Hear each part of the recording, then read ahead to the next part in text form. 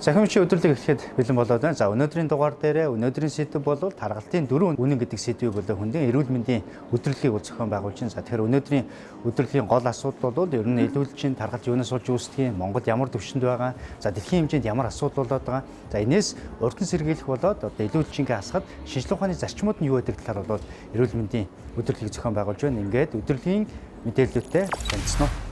Энгийн байдлаар хэвлийн таргалт байна уугүй юу гэдгийг маш амархан байдлаар тогтоочч болдог нэг юм юу байгаа. Нэг хүн наашаа гараад ирж бидний энэ бүсэлхийн тойрог өндрийнхаа одоо тал нь байх ёстой гэдэг ийм ерөнхий зарчим. Өндрийн үз тийм ээ. За өсгийн дээр хоёул ингэчдэггүй. Өсгийн дээр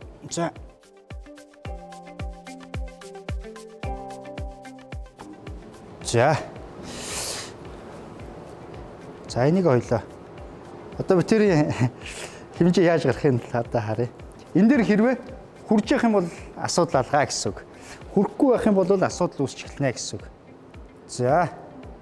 За яг хурж ийн гэсэн үг. Тэгэхээр бол яг энэ хүн бол өөрийнхөө өндрийнхөө хэмжээндээ харьцуулахад бүсгийн тойргийн хэмжээ бол яг болж байна л гэсэн үг. Энэ хүмүүс чинь одоо зузаардсан байх юм бол том байх юм бол таргалт байна. Эний цаана тэгвэл юу үүссэн байж болох вэ? За энэ болохоор дотор өөхийг харуулж байгаа. Тэгэхээр манайхан таргалт дээр болохоор ингээ явахад юу тохиромжлогддог вэ гэхээр арьсан дээр хөөхөн давхруу тохиромжлогдож байгаа. За энэ харагдаж байна уу? За энэ бол арьсан дээр хөөхөн давхруу. За дараагийн нэг асуудал бол visceral fat. Visceral fat. Сэмж. Маш сайн сонссон тий. За би таад бүр үзүүлэх гээд аваад ирсэн байгаа. Жишээл малын бид нар энийг зүүрлэж байгаа шүү. Энэ бол одоо яг биднэрт байх ёстой хэвийн одоо байх ёстой ийм хэмжээс гэх юм да. Байх ёстой. Арай нингэн байгаас нингэн өнгөний хувьд бол арай цайвар өнгөтэй ийм одоо байна гэсэн үг. Тэгэхээр энэ бол харьцангуй тэгж нэг зузаараад гүзээ үүсэхгүй гэсэн үг. За одоо дараагийн нэг том асуудал бол энэ нөхдүүд наатлын нөхрийнхээ өдөө үзүүлье. Манайхан монголчууд бас амар хэлдэг байсан. Хүний дотор гизийн задлж үздэг ч байсан юм уу, гүйч байсан юм. Шар сэмжилчээд гэд ярьдаг байсан те. Хөгшиж чадахгүй. Энэ том асуудал байгаас түрүүн би хэлсэн. Шар сэмжлээд одоо өөх үүсээд явах юм бол бэлгийн үйл ажиллагаа хүртэл муудчихдаг. Энэ бол угаасаа ингээд судлагдсан зүйл. Гисэн эдэж одоо сэтгэл санаа нь болж өгөхгүй ингээд яваад байна гэд бид нар ч хөгшчүүл бол тэгж л одоо юу яадаг гэсэн байгаа юм шүү дээ. За одоо энэ дээр харъя. Түрүүнийх байсан бол ингээд зузаарч эхэлж байна энэ. Тийм багаз. Энэ бол ерөөсөө л бодис солилцоонд явж байгаа. Мал дээр л байгаа юм л та. Гэхдээ хамгийн гол нь би малынхаас бүр яг хүнд үүсдэг шиг тийм одоо сэмж хайгаа олсонгүй. Мал нэр яг хүмүүс шиг ингэж их таргалдгүй юм байна л та. Тэгээ энэ бол хамгийн зузаан хэсэг нь. За энэ хэсэг бол бидний нөгөө хилээд байгаа таргалт. Таргалт гэдэг бол ерөөсөө өөхний хуримтлал. Тэрнээс булчингийн маас авахыг бол таргалт гэж бас бид нэр хэлж болохгүй гэсэн. Гэхдээ хамгийн том асуудал тэгвэл сэмжин дээр байна. Энэ үүсэж байгааз. За одоо энэ нөхөртөө хэдүүлээ одоо үзэж таарна гэсэн үг байхгүй. За тэгэхээр энэ сэмжнээс гадна юу байдаг вэ гэхээр бид нэр малын гидс ингээд цэвэрлэхээр одоо гидсний хажуугаар юм жижиг өөх бас байдаг шүү дээ. Тэрийг чацархаа гэдэг. Мезентериум. Чацархаа өөх чинь бас энэ шиг зузаарна гэсэн үг. Ганцхан сэмжтэй биш. Сэмж чинь зузаарчих нь байна. Тэгээ чацархаа өөх чинь зузаарчих нь байна. За дээрээс нь шаашлаад ирэхээр дотор эргэтнүүд. Илэг өөхлөн. Зөв үү? Зүрх өөхлөн. Бөөр өөхлөн. Ингээд дотор эргэтнүүд чинь өөхлөж эхэлнэ. За ингээд цаашлаад бүр одоо хахаж цацаад ирэхээр цусан дотор чи өөх тос чи ингээд эргэж ийн гэсэн үг. Тэгэхээр энэ том асуудлууд байна. Тэгэхээр энэ асуудал саяны миний хэлээд байгаа юм одоо алсын юм биш. Ерөөсөө хоёр хүн тутмын нэгэнд байна. Тэгэхээр энийг бид нэр маш том асуудал болгож харах хэрэгтэй. За тэгвэл энэ таргалтын чинь яг энийг юу үүсгэж байгаа юм бэ гэдэг маш том асуудал. Бид нар хоол хүнсээс ер нь юу авдаг вүлээ? Өөх тос, нүүрс ус, уур гэдэг үндсэн 3 шивд бодисыг авч. За нүүрс ус бол их сайн уган бид нар маш их хэрэгжилж явах хэрэгтэй. Угаасаа байх шгүй. А нүүрсний үндсэн үүрэг бол энерги их үүсвэр. Машинаар бол одоо түлш юм л да. Одоо бензин. А тос маань одоо өөх тос маань моторын тос гэж ойлгочих болно гэсэн. Тэгэнгүүт бид нар хамгийн гол нь одоо нүүрсийг маш ихээр хэрэгжилж байгаа. Одоо энэ цаг үед. Нүүрсийг маш ихээр хэрэглээд ирэнгүүт бидний энерги байх ёстой юм авчин, тархийг тэжих ёстой энерги авчин хоримтлагдана. Хоримтлагдахдаа өөх тос болж одоо энэ цагаан юм чи үүсгэж байгаа. Өөрөөр хэлэх юм бол бид нар талах хэдэлээ. Тэр чинь илгээр дамжаад өөрчлөлт болж хувирж байгаа. Өөрөөс маш энгийн.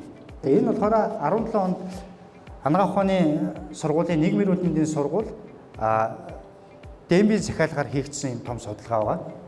Монголд гэсэн чинь 10-аас 64 насны хүн ам тутмын 70% жимсний шүүс уудаг юм байна. 69% нь хийжүүлсэн ундаа уудаг юм байна. 45% нь одоо кофе, цай уудаг юм байна. Гэхдээ сахартай. Өөрөөр хэлбэл хоёр хүн тутмын нэг нь бас кофеин дээр, цайн дээр сахар хийдэг ийм зуршилтай байна гэсэн. Энэ зуршлыг ядаж бид нэр өөрчилж болно шүү дээ. Гэхдээ кофе уух гэж бол сахар хийчихээр амтан дарагчдаг ш та мэднэ те. Кофе сахартай уудаг юм байна уу? Нуулгүй л гараар өгч. Тэгээд ингэдэг байхгүй хүмүүс нөгөө нэг удаагийн кофе уучаад би кофеинд орцсон энэ төр гэдээ яриад. Үнэн хэрэгтээ тэр дагуулгаж байгаа кофеин, кофеинд нөгөө донтол үүсэх хэмжээний кофеин байхчгүй. Тэрний юунд нь донтдог вөхөр сахарт нь донтоод байгаа. За ийм асуудлууд байна. Энэ чихэрлэг ундааны зүйлүүдийн юмнууд ингээд идсэн чинь нэг хүн хоногт дунджаар 367 мл ундаа ноогдож чинь та уудаг байсан ч уудаггүй байсан ч Монгол хүмүүстэй бүгдэнд нь одоо үйлдвэрлэж байгаа хэмжээгээр нь одоо хэрэглээгээр нь угаагаад үзэх. Сард 11.1 литр чихэрлэг ундаа уудаг юм байна. За энэ 11.1 литрийг би тооцож үзсэн бохоггүй. Энэ чихэрлэг ундаа гэдэг литрээр нь ундаагаар нь бичсэн байгааз тэгвэл сахарын агуулмж нь хэр байна гэж тооцоод үзсэн. Энэ ундаа жишээлбэл за нэрийг хэлээд яг бүгд мэдчихэж байгаа тийм. Нэрийг хэлчихээр тэгээд асуудал ороод тийм. Энэ ундаа 100 мл-тэй 11 г сахар агуулж байгаа. Тэгээд нөгөө шушган дээр байдаг шүү дээ.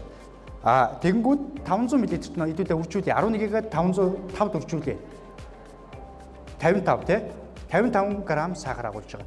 Нэг йотой ойролцоогоор 4 г байдаг. За ингээ хуугаад үзье. Тэ 13 хавцаа. За ингээд хахад бол энэ дотор бол 13 ширхэг йотон байна. Хэдүүлээ би бүр хаана. За энэ хавцаа бараг ингээ 13 болж байгаа болов. 13 йотон. Энд өөр юм байхгүй. Зүгээр йотон байгаа. За тэгвэл энэ йотонгийн чи хэдүүлэнгийнх нь хэрэгэлдэг сарын хэрэглээ нь энэ байна. Сарын хэрэглээ тийм ээ. Сард 11 литр хэрэглэж байгаа хэрэглээ нь ерөөсөө энд байж. Хүн хэрэглэсэн хэрэглээгүй хэрэглэж байгаа. Их байгаас өдөрт нэг йотон кармалаж явах хүн идэхгүй шүү дээ. Хамгийн амар нь жилийн хэрэглээ нь энэ байна. Ой би даахч юм байна. Энэ жилийн хэрэглээ нэг хүний Монгол хүний нэг хүний жилийн чихэрлэг ундаанаас авч байгаа шүү. Энэ дээрээс тэгвэл нэмээд өөр юу авч чадах вэ? Бичээ хийж байгаа юу? Өөр юу хийж байгаа? За чихэр ордог юмудаа хэдүүлээ дурдъя. Зайрмаг байгаа. За өөр. Шоколад. Набор өөр. Яг чихэр ордог, шүүгэр ордог юмнууд нь. Тий амттан торт. За тэр бүгдийг чи ороогүй шүү өөй. Энэ ганцхан судалгаан дээр хүн болгонд ноогдож байгаа чихэрлэг ундаагаар л зөвхөн тооцож үзэж байгаа. Амар гоц. Энийг бид нар даалт хэлбэрээр авч байгаа. Тамхи эрүүл мэнд тортой болохоор тамхиг хориглоод онцгой татвар тавиад байгаа үстэй. Арх хортой болохоор онцгой татвар тавиад байгаа үстэй. Хар тамхиг хортой болохоор бүр ингээ хориглоод байгаа үстэй тийм ээ. Яагаад сахарт тэгвэл хориглохгүй байгаа? Энийг нөгөө хүнс гэдэг утгаар нь оруулаад маш том лобби явуулдаг. Хүнээ боддог улсынхан бол харьцангуй одоо энэ дэр өөрчлөлт хийж байгаа. Сингапур улс бол чихэрлэг ундааны одоо сурчлагаа явуулахыг хориглосон. Чихэрлэг ундаан дээр өндөр татвар тавьж байгаа. Англиас Лондон хотын мэр нь өөрсдөө ягаад чихэрлэг ундааны зар сурчлагыг Лондонгийн тээврийн хэрэгсэлд явуулахыг хориглосон. Лондон хотын одоо яг одоо тэр локал телевизийн одоо радио юмудаар нь сурчлагаа явуулахыг хориглосон. Тэгээд дээрэс нь онцгой татварууд өгч байгаа. 10%, 20%, 30% гэдэг онцгой татварууд тавьдаг. Ийм одоо жишгээр. Яагаад энэ судалгааг хийсэн бэхээр жишээлбэл эмчнэр юу гэдэг хэвлэл мэдээлэлээр энэ чихэр хортой шүү гэж хэлээд ерөөсөө буурдаг юм байна. Яагаад гэж нэхэр одоо та хүүхдүүдийн цэцэрлэгтээ явдаг цагаар, хичээлдээ явдаг цагаар, орой явдаг, ирдэг цагуудаар хүүхдүүдийн үздэг сувгуудаар хамгийн их энэ чихэрлэг ундааны дээрээс нь түргэн хоолны рекламууд явж байгаа. Хүүхдүүд дээрээс нь төлөвшөөгүй байдаг болохоор энэ сурчлагаанд өртөх нөлөөлөл хамгийн өндөр байдаг гэж үздэг. Тэгэхээр энэ зүйлүүд хүртэл бүр нарийн явах юм бол хуулимд зөрчсөн юм хүртэл байдаг юм л. Тэнгүүд энэ зүйлүүдийг чинь хамгийн гол сурчлагыг жоохон бууруулж өгье. Дээрээс нь татвараар нь явчихаар үнэн өндөр болоод ирдэг болохоор тэгээд дэмждэг урнууд тэрний оронд сүн бүтээгдэхүүнийхэн татваруудыг бууруулж өгөөд хэрэглэн дээр нь санхүү дээр нь ингэж хэрэглээгээ дэмжиж өгдөг. А яг Монгол шиг энэ үед бол нэг эмч, хоёр эмч, хэдэн эмч яриад ямар ч нэмэр байхгүй. Тэгэхээр энийг бас та хэд маань сайн ойлгож байгаасаа л гэж би бодож энийг бүр ярьж байгаа. За би түрүүн хэлсэн тийм ээ. Чихэрлэг юм ингээ хэрэглэхээр чихэр итгэр яадаг. Гой болдог те. Сэрэгдэг. Тэгэхээр энэ угаасаа тархинд нөгөө дофамин гэдэг юмыг ялгаруулж өгдөг. Стрессэд ирэхээр чихэр идмээр санагддаг үстэй угаасаа. Энэ угаасаа тодорхой хүний бие махбод үүсэж байгаа механизм. Тэгээд ирэнгүүт энэ нөгөө дофамин гэдэг юм тодорхой хэмжээний тархинд ялгараад ирэхээр арай нэг юм сэтгэл сэргээд, арай нэг юм өөдрөг бодол эн чинь тархинд үүсэж байгаа дофамины нөлөөгөөр явж байгаа. Чихэрлэг хүнс өөрөө дофаминыг ихсэж ялгарлалтын ихсэгчийг тусандах сахарын хэмжээг бууруулждаг болохоор үүсэх мэдрэмжийг хэсэг дарж өгдөг гэсэн. Тэгсэн мөртлөө хамгийн гол маш хурдан тусандах сахарын хэмжээ буур. Тэгээд ирэхээр буцаагаад үүсэх мэдрэмжүүд үүсдэг. За тэгээд тусандах сахарын хэмжээ буураад чихэрлэг зүйлүүд буураад ирэхээр дофаминаа ялгаруулахын тулд дахиад идмээр санагддаг. Энэ механизм ингэж өрнөж эхэлдэг. За энтэйгээс үүсээд дофамин гэдэг юм яасаар байгаад маш их хэмжээтэй ялгарсаар байгаад рецепторууд нь багасч эхэлдэг. Хүлээж авах байл. Дофамин ялгарсан ч хүний тарих хүлээж авахгүй болохоор энэ ад жаргал гэдэг юм хүлээж авах болж эхэлнэ гэсэн. За энэ судалгаан дээр хэлсэн одоо энэ зураглалаас авсан зүйл хэвийн хүний тэр улаанаар ингээд байгаа нөгөө дофамин ялгараад рецепторууд хүлээж аваад ад жаргал юмнуудыг мэдрээд энэ хүмүүс.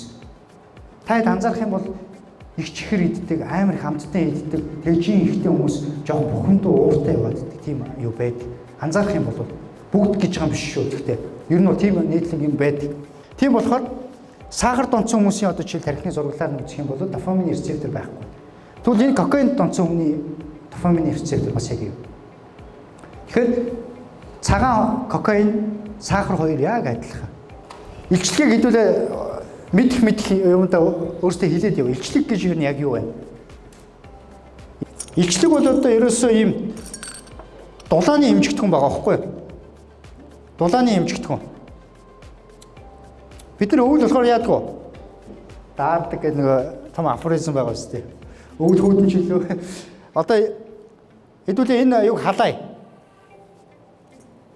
Ингээ явахад энэ дулааны эмчигдэхүүнээр халаахад 1 грамм усыг Цельсийн 1 градус халаах одоо дулааны эмчигдэхүүнийг калори гэж байгаа. Дулааны эмчигдэхүүн 1 калори. Гэхдээ 1 калори маань өөрөө маш бага эмчигдэхүүн байх нь л дээ. Тэгэхээр 1 калори маань маш бага эмчигдэхүүн болохоор 1000 калори нь 1 килокалорийг үүсгэж байгаа. 1000 калори. Тэгэхээр чи бид нар сая хэдүүлээ 2000 килокалорийн талаар ярьлаа шүү дээ, тийм ээ. Тэгэхээр бол бидний бие махбод өөрөө тэр чигтээ дулаан, тэр чигтээ цахилгаан инстанц гэдээ ойлгож байна. Дулаан үүсгдэг. Тэгээд энэ дулааны нөлөөгөөр бид нар амьд явж байгаа. Дулаан байхгүй бол бид нар байхгүй. За тэгэхээр энэ бол асуудал. За тэгэхээр бол хэдүүлээ ерөөсөө энэ гал гаргах гал дулаан үүсгэх гэдэг. За тэгвэл энэ дулааны хэдүүлээ бүр нарийн югууд нь ярина. Өөрийнхөө хэмжээнд хэдүүлээ дулааныг үүсгэх гэдэг. За тэгвэл энэ илчлэг чинь бидний дулааны үүсгэхэд нь юунд зарцуулах гэдэг юм зарцуулах хэрэгтэй болно шүү дээ, тийм ээ. Өдрийн нөгөө 2000 килокалорийг 60%-аар нь бодъё. 2060 1400 килокалори нь бидний бодисын үндсэн солилцоо гэдэг юмд орчиж байгаа. Бодисын үндсэн солилцоо. Хамгийн ихэнх юм нууц. За үйл хөдлөл. Нэг 20% буюу 2000-аас юугаар наваад үзэхэд 30% гэхэд нэг 400-аас 600 килокалори юм бидний үйл хөдлөл. Одоо би ийшээ явж гин дээшээ одоо өкслөө барилаач гэх юм байна. Энэ арга ясны булчингийн мөчтийн булчингуудыг хөдлөхөд зайлшгүй шаардлагатай байна. 10% нь хоол боловсруулахад гидсний гөрүүлзэх хөдөлгөөн тодорхой хэмжээний механик үйлчлэл гаргаж штэ. Энийг гаргахын тулд энерги шаардлагатай гэсэн үг. За энэ зүйлүүд бол үүсдэг байна. Тэгэхээр энэ 60-аас 70% чинь нэг үүсэх гээд байгаа бодисын үндсэн солилцоог нь би та бүхэнд тайлбарч өгье. Хүн унтж яхад яадаг вэ? Унтж яхад амьсгалж яадаг. Тийм ээ? Унтж яхад зүрх цохилдог уу? Цохилдог тий. Тэгэхээр чи энд нэг энерги байна тийм үү? Энэ зүйлийг чинь бодисын үндсэн солилцоо гэдэг. Биднийг амьд байлгахын тулд. Тэгэхээр бид нар чинь нэг утгаараа амьтай байхын тулд хоол идэх гэдэг шүү дээ, тийм ээ? Нараар салхиар энерги авч чадахгүйгээс хойш. Тэгэхээр хоол хүнсээрээ энерги авч яддаг хүн. За, тэгвэл хэдүүлээ энэ энерги тэнцвэртэй байх ёстой. Нэг тэгвэл одоо хэдүүлээ энэ энерги чинь 3 юм чардаг чинь зөв үү? Юу юм чардна гэлээ хэдүүлээ? бодисын үндсэн солилцоо, тийм ээ? За эдгээр тэгэхээр аливаа юм гарч байгаа гэсэн үг шүү дээ энэ чинь. Гаралт нь оролттой тэнцүү байх ёстой. Бодисын үндсэн солилцоо энэ юу вэ? Үйл хөдлөх хөдөлгөөн гэсэн үг, тийм ээ? Энэ юу вэ? Хоол боловсруулах тогтолцоо. За энийг бол бидний амьд байхын тулд зайлшгүй шаардлагатай байна. За тэгвэл энийг бид бол авахын тулд нөгөө макро шимтгийлэл аав. За 1 грамм өөх энерги гаргахдаа хэдэн килокалори гаргадаг гэдэг дулаан гаргадаг гэсэн үг. 1000 9 яг үнэ. За энэ өөх 9. За нүүрс ус гэд тооцъё. Хэд вэ? 4 килокалори. 1 грамм. 1 грамм ч бол бас нэлээд хөөрхөн ус услагчих нэ. Тэ? Энийг бол одоо хэдүүлээд энерги гаргаж байгаа байхгүй чи хамгийн гол энерги гаргаж байгаа. Хүний бие махбодд ороод бодисын солилцоонд ороод угаасаа энерги гаргаж ус услагж байгаа ийм процессыг ойлгочих. 1 грамм уураг мөн адил 4 килокалори. За одоо тэнцэх нь уу? Яг 0-д 1 дээр үсээ одоо яг тэнцэж орж иж шүү дээ, тийм ээ? За энэс илүү бид нэр янз янзын мэдээдээ нэмээдээ нөгөө тал руугаа хазаа ерөөсөө тоо тэнцвэрийн одоо асуудал байгаа гэсэн үг.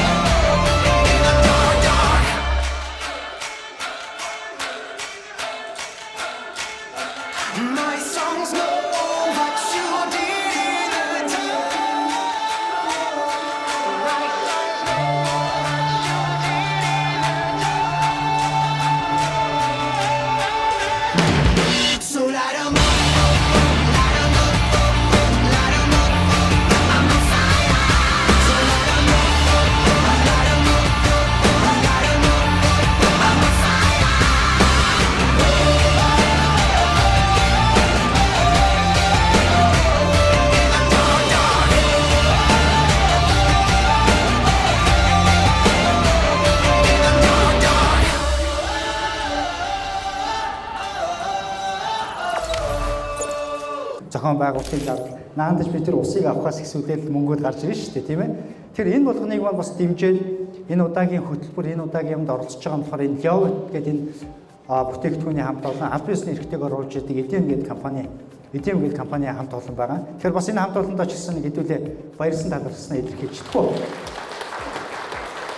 За тэгэхээр бүтээгдэхүүний талаар ер нь ямар хөтөлбөртэй явдгийг, ямар байдлаар явдгийг, энэ гарал үүсэл нь юу вэ гэдгийг бас таад мэдээд авчих.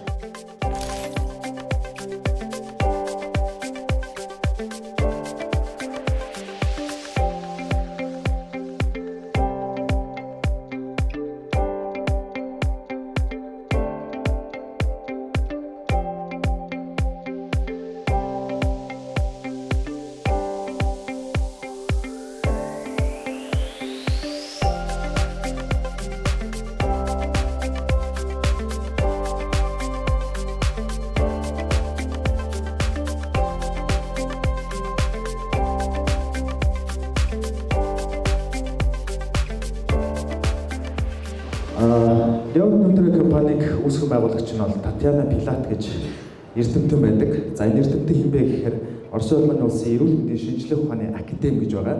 За энэ академийн дэргэдэх хоол тэжээл судлалын хүрээлэнгийн тэргүүлэх зэргийн эрдэмтэн байдаг.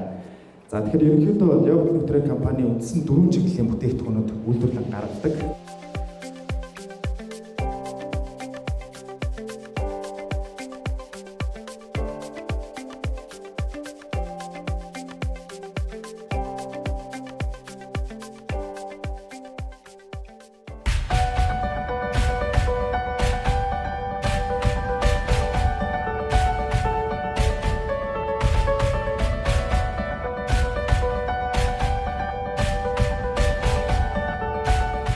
Явит Нутрион 1999 онд үүсгэн байгуулагдсан.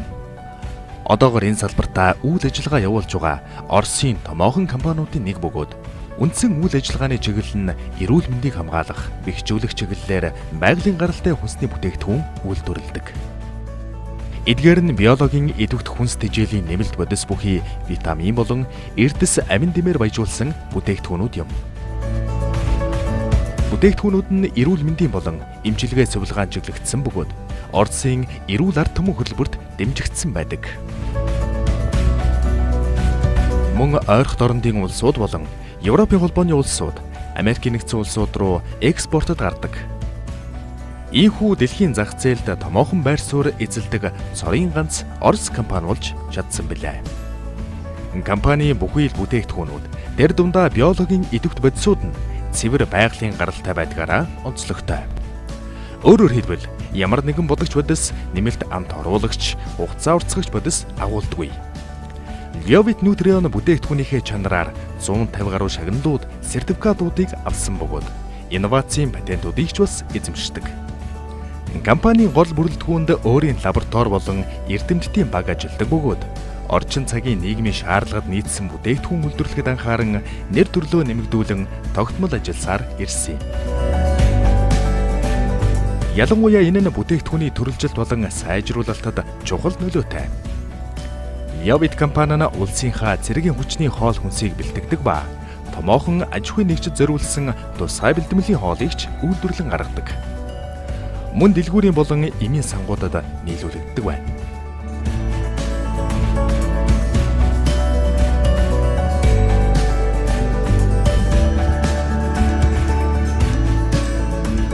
Аливаа компани амжилтанд хамтын ажиллагаа чухал байдаг.